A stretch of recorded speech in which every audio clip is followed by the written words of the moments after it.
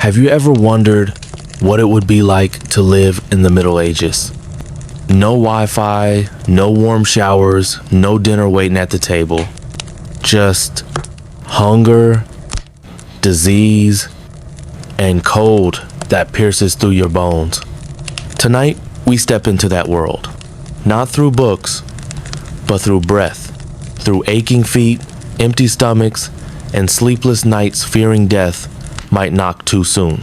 Close your eyes, put on your headphones, and imagine you are there not watching, but living it. And if you find this story strange, yet captivating, don't forget to like and subscribe. That's how you help me keep telling more tales like this one. Life in the Middle Ages, Part 1 Enhanced. You wake up, cold, damp, alone. The straw beneath you reeks of mildew and old sweat. Something shifts under your blanket of rat maybe. You don't flinch. You're too used to it. Your chest is tight. A dry cough scrapes your throat. No warmth. Only the echo of your own breathing in the silence before dawn. No fire. Only ash. The rooster crows. Far away. A signal. A sentence. You are awake now, and that means one thing. It's time to survive. You pull on your tunic. Rough. Stiff. Still wet from yesterday's rain. Your feet wrapped in rags slide into the frozen mud outside your door. You step into the wind, and the wind bites. Hard. It tastes like smoke and rot and unwashed flesh. That is the scent of your village. That is home. No sun yet, just a pale gray bleeding across the sky. You pass huts made of timber and wattle, sagging like the old men inside them. Your stomach groans. It's always groaning. You haven't eaten properly in days, weeks, years. You can't remember. You chew on a piece of stale rye bread. It's hard, bitter. Your teeth ache, but you force it down. There is no choice. You walk across the frozen earth, towards the fields, towards the manor, towards another day of labor. The Lord's house rises on the hill, fat and proud and watching. He doesn't see you. He never will, but his steward sees, and the steward carries a stick. You lower your head. Today, it's the stables. The smell is unbearable. Straw, urine, rotting hay, manure. You kneel, bare hands in the filth, scraping, coughing, eyes stinging. No gloves, no rest, no voice. Around you, the other peasants move like ghosts. No one speaks. No one dares. A baby cries in a nearby hovelthin, hungry, forgotten. It sobs like your own bones ache. By noon, your fingers are bleeding. You are dizzy. Your lips are blue. Lunch? Another crust of bread. Maybe half an onion. Maybe not. Meat? Once, you tasted it. A long time ago. A holiday. A wedding. A miracle. You dream of it now like a child dreams of stars. But now, all you want is a warm place to lie down. A full belly. A moment to breathe without pain. But the steward walks past again. And so, you stand. You keep shoveling. You keep bleeding. You keep living. Because there is no other choice. Because this is life. Medieval life. And you're in IT bone, blood, and breath. Part 2. You continue to live as a peasant in the Middle Ages. I wake before the first light of dawn. The ground beneath me is damp and cold. My blanket, a rough piece of wool riddled with holes, damp from the night's dew. My stomach growls again. It hasn't been full in days. I reach for the piece of bread I saved from yesterday, but it's hard as stone now. Still, it's food. I chew slowly, swallowing pain more than taste. Outside, the frost has left a thin white coat on everything, and with every breath, a cloud escapes my lips. I shiver, but there's no time to sit. The Lord's fields won't plow themselves. The mud swallows my feet. Every step forward is a struggle. My hands red, cracked, frozen, but still I work because I must. The steward watches from afar.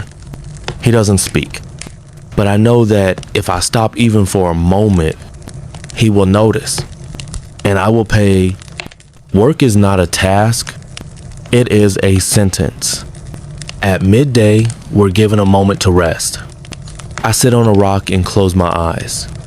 For a moment, I dream I am elsewhere. Somewhere warm, clean, fed, but a shout pulls me back. I open my eyes to see one of the boys know, older than 12, beaten for stealing a turnip. He cries, but no one speaks up, because if we do, we could be next. I come home with aching limbs. Our hut smells of smoke and wet hay. My wife is there, her hands raw from washing for the Lord's household. Our children are asleep, their faces pale, their stomachs empty. She gives me soup. It's thin, barely more than water. I smile anyway, because I know she tried. And together, in silence, we ate. That night, the wind howls outside. I hold my son close to my chest. His skin is too warm. He coughs. Then again, I fear the worst.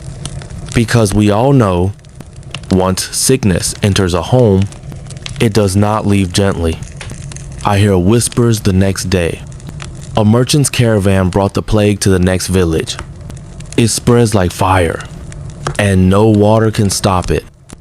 They say the priests are already burying the dead in pits, wrapped in rags, no names, no prayers. I feel the weight settle on my chest. Not fear, resignation. Because in this world, death is not the end we fear. It is the suffering before it. Part 3. The bitter winter and the cost of survival. The sky was not gray anymore. It was white. A suffocating, endless, pale white that stretched across the sky like a burial shroud. Snow fell slow, silent, and merciless. It covered the dirt, the blood, the wasted crops, the shallow graves. It covered us too. We wrapped ourselves in whatever rags we had left, but the cold seeped into the bones. It wasn't just winter anymore. It was something else. A test, a punishment. We were being forgotten. The village was dying. No, we were dying, one by one. The young went first, the weak, the sickly, then the old, too tired to fight anymore. Some we buried, others we simply left. There was no strength, no time, no ground soft enough to dig. I remember holding my sister's hand one night. Her fingers were like twigs, brittle, frozen. She hadn't spoken in days. I begged her just one more day, please. She never responded. She just stared at the ceiling with eyes that no longer blinked. I didn't cry. I couldn't. My tears had frozen dry weeks ago. And then came them. Soldiers. Not for war, for tax. They arrived on horseback, faces hidden behind fur and steel, stomping through our snow-covered streets like giants. They didn't look at the starving. They didn't see the hollow cheeks, the bloated bellies of children. They only counted goats, wheat, barrels, anything of value, even bones, even us. We tried to explain the crops failed, the plague came, the river froze over. They didn't care. Taxes were law, and law came with swords.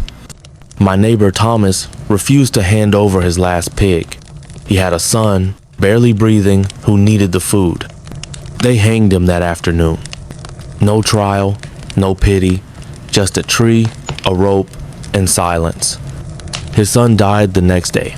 We learned then to obey, to hide, to surrender, even when we had nothing, especially then.